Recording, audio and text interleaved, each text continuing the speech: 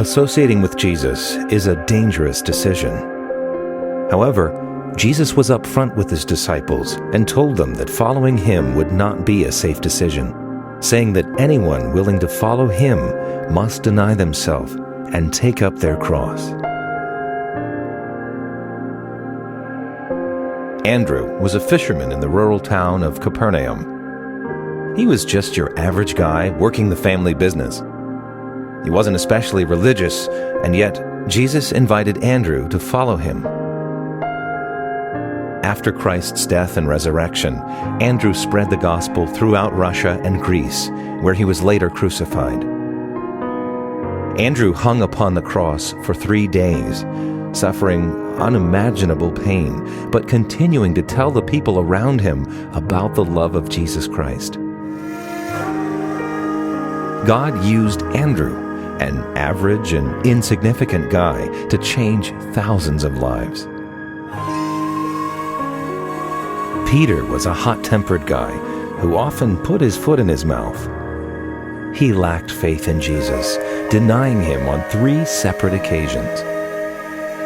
However, God transformed Peter into a man so full of faith that on some occasions the mere casting of his shadow upon the sick was enough to bring about miraculous healing. Peter fearlessly proclaimed the gospel to everyone, Jew and Gentile. While in Rome, he had the choice to avoid crucifixion and go into hiding. Instead, he chose to surrender himself and was crucified by Emperor Nero. Peter asked to be crucified upside down because he didn't consider himself worthy to be crucified in the same position as his Lord. God transformed Peter from a volatile man of little faith into a man of such faith and courage that he willingly went to his death to glorify God. Now Thomas, one of the 12, was not with the disciples when Jesus appeared following his resurrection. So the other disciples found Thomas and said, "We have seen the Lord." But he said to them, "Unless I see the scars in his hands and put my finger where the nails were, I will not believe it." A week later, Jesus came and stood among the disciples and said, "Peace be with you." Then he said to Thomas, "Put your finger here. See my hands? Reach out your hand and put it into my side. Stop doubting and believe." Thomas fell to his knees and said, "My Lord and my God." Thomas went on to preach the gospel throughout Persia. From there, he traveled to India, where he died a martyr. God changed Thomas's heart from one riddled with doubt to one filled with faith and trust in God, even until the very end. Like Thomas, all of those who were most intimately associated with Jesus became martyrs and remained, by God's grace, faithful until their cruel deaths.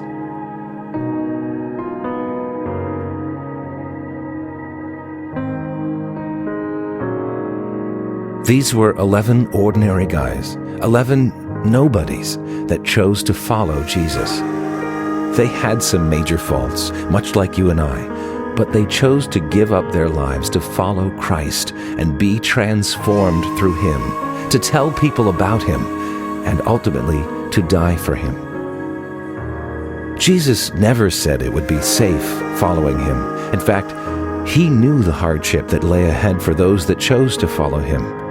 And so he asked them to count the cost. For his disciples, it cost them everything, including their lives.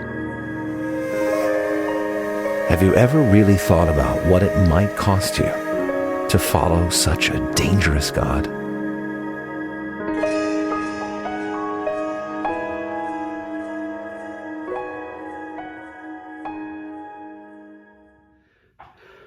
Good evening, and welcome to Beacon of Hope Christ Chapel's midweek devotional service.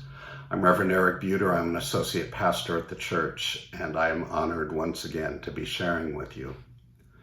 One of the things I really like about the preceding video is that it shows that God works through ordinary people. Now, we tend to see biblical characters as larger than life, but they were really just everyday folk with lots of flaws, just like us. God worked through them, and God can and will work through us if we're just willing. The play that I would like to share with you tonight is one that I wrote about 20 years ago, and it focuses on one of those three that were featured in the video. It focuses on Peter. The performance you're about to see was about 8.5 years ago. Reverend Keith Muzingo, who now pastors at Founders Metropolitan Community Church, was at that time pastoring the MCC in Baton Rouge, Louisiana. He brought me there to perform the play for their anniversary dinner, and the following morning I preached and consecrated at their worship service. It was a tremendous honor and truly a highlight of my ministry. The play also holds very special sentimental meaning to me, as it was the piece that introduced me to then Christ Chapel, MCC, Santa Ana, now Beacon of Hope Christ Chapel. A few of the old timers probably remember seeing it. I'm happy to be able to share it with you tonight. So I would ask you to picture yourself as a prisoner in a Roman prison yard in the year 64 AD. This is the setting for the play titled Steps of Faith.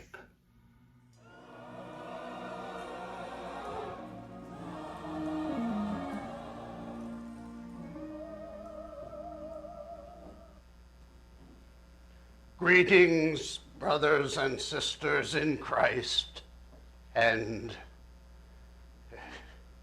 my fellow prisoners. Though it was quite some time ago, the events of that day remain as vivid and distinct as if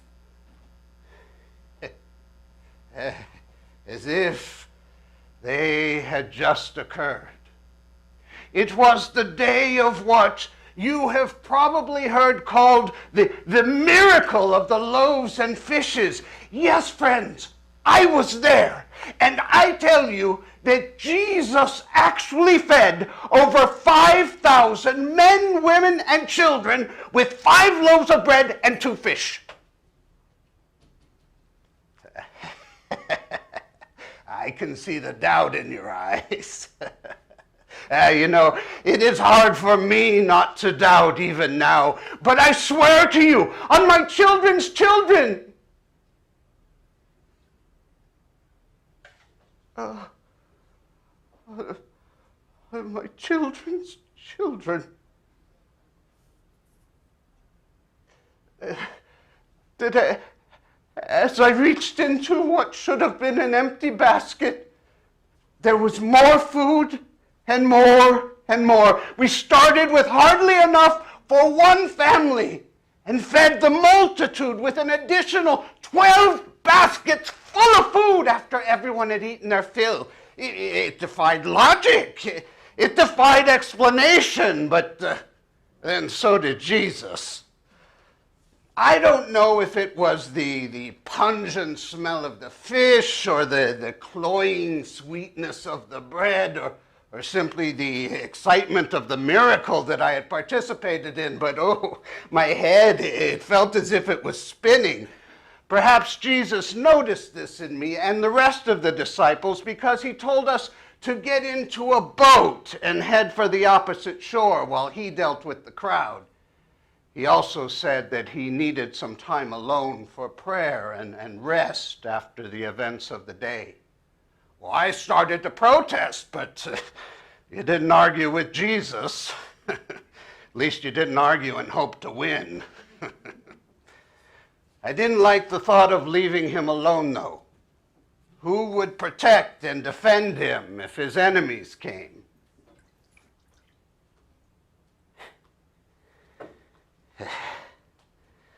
I see by your look that you know of my failure, my denial when that actually did occur. That was the worst action of my life, my weakest moment.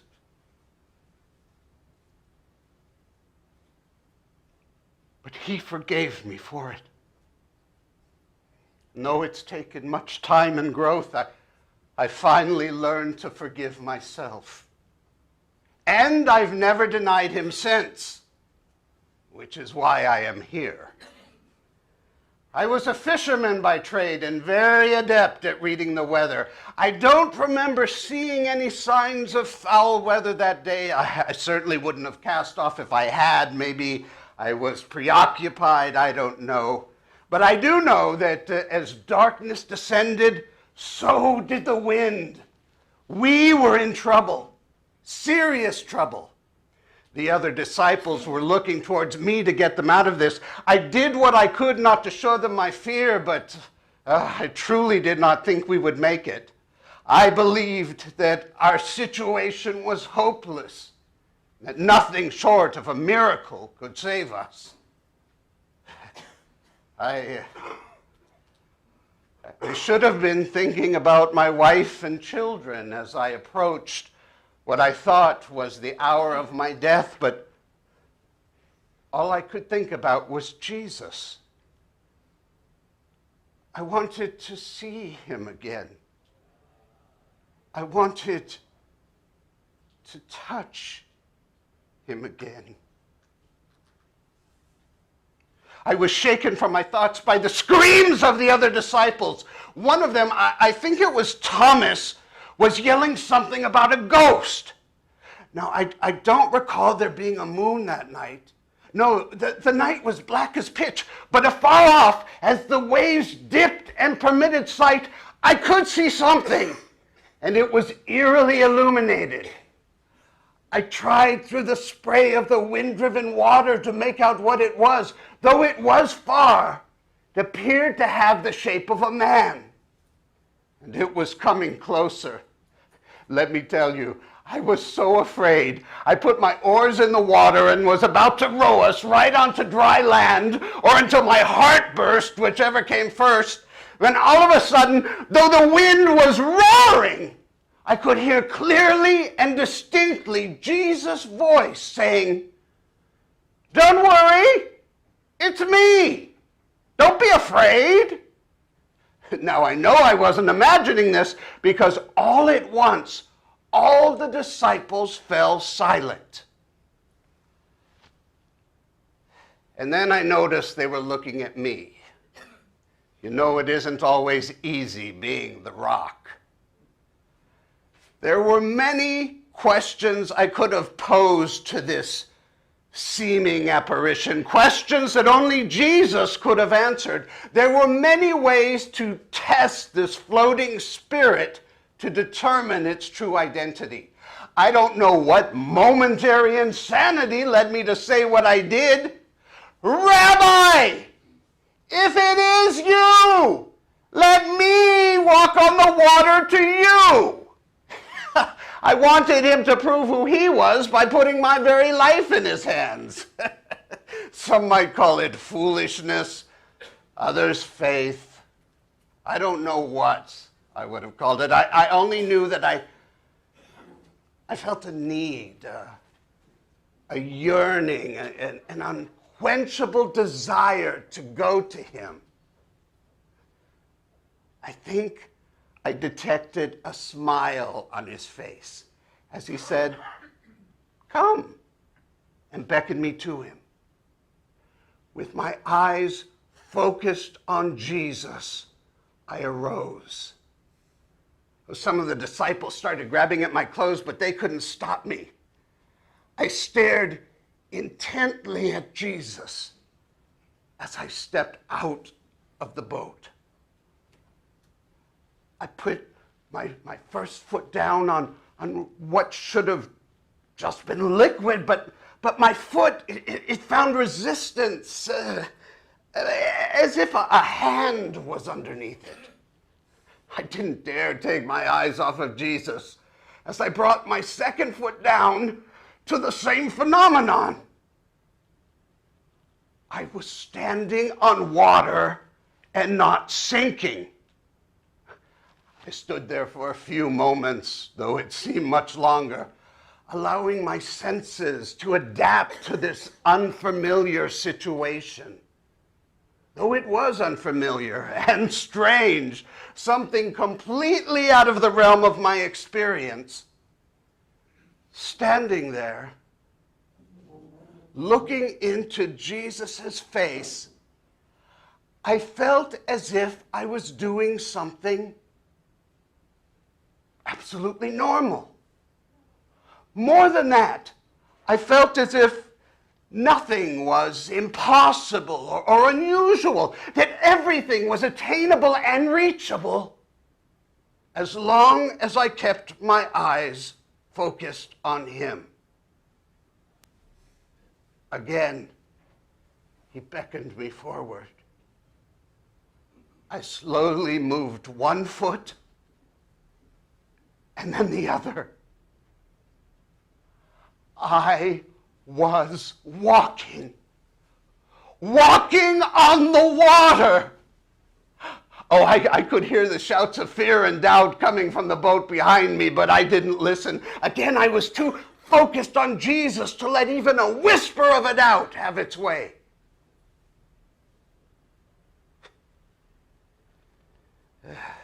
But then a stinging spray of water hit my face, and I did the unthinkable.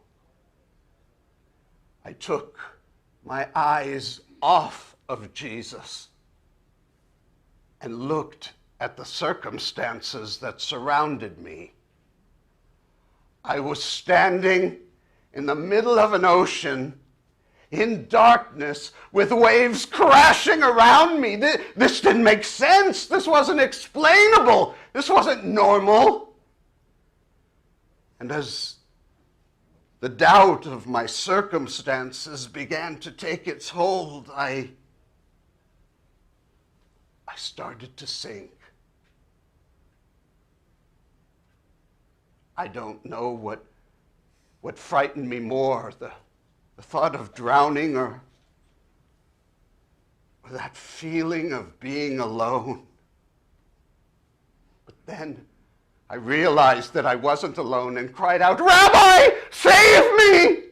Immediately, Jesus reached for me and hugged me to him. He gave a small laugh and said, "Oh, man of little faith, why did you doubt?" He helped me back in the boat, and immediately the wind ceased and the water was calm.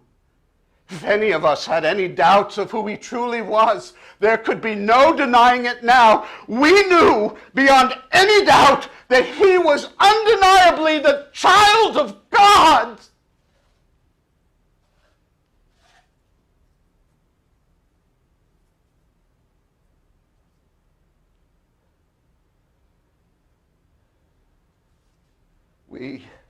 We rowed to the other shore. I remained silent as we glided along the water. I was angry with myself for doubting, for taking my eyes off of Jesus, for starting to sink. No, Jesus never gave me any indication that he was disappointed with me. I silently berated myself for being a failure. But now, looking back on that amazing night, I realized just how incredible my actions were and the faith that it took just to take those few steps, for that matter, just to get out of the boat. Our faith grows with small steps. But friends, one thing is certain. Whether we are babies in our faith, taking our first few teetering steps, or adults in our faith, taking long and confident strides, the only way to reach our desired destination is to keep our eyes focused on Jesus. Yes, even in a place like this, even as they come to take me.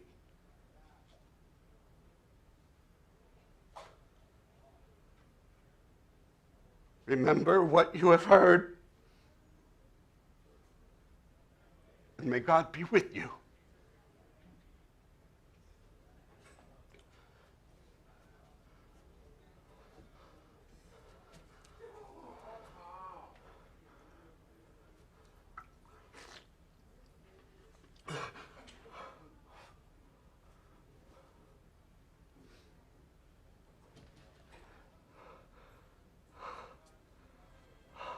And now,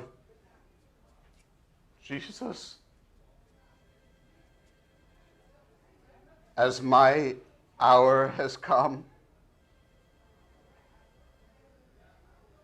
as I go to my own Calvary, as I see you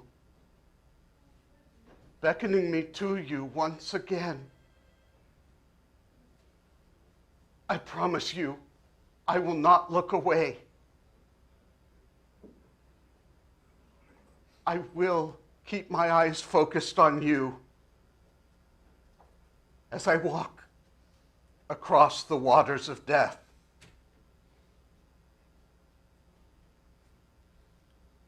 I will not look away, Lord. I will keep walking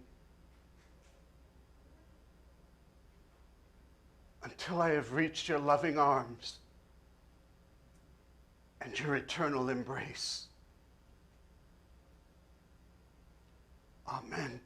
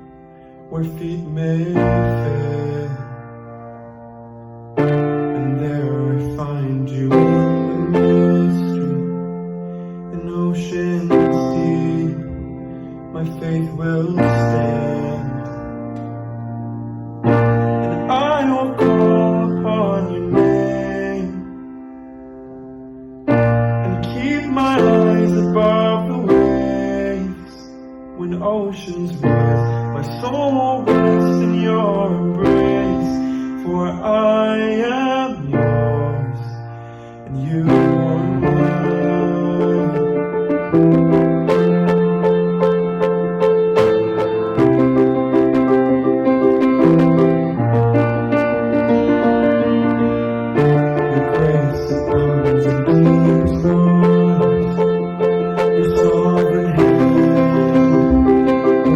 like God.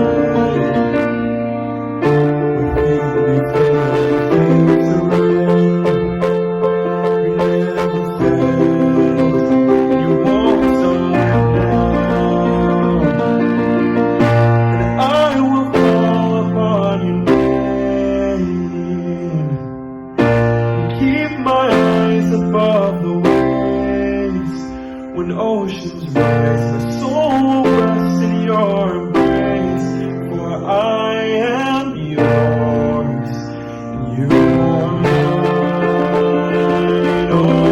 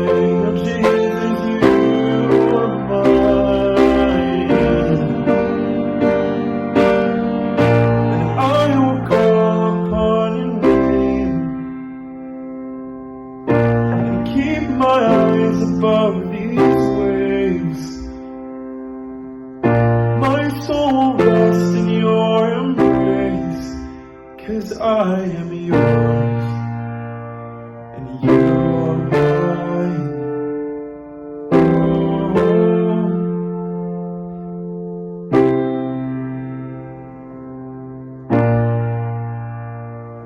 You are mine.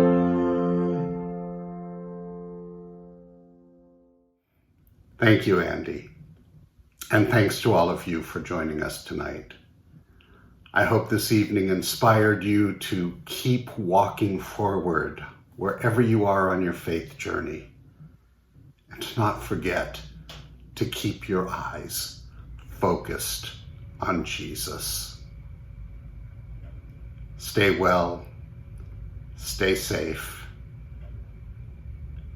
God bless you, and we'll see you when we meet again.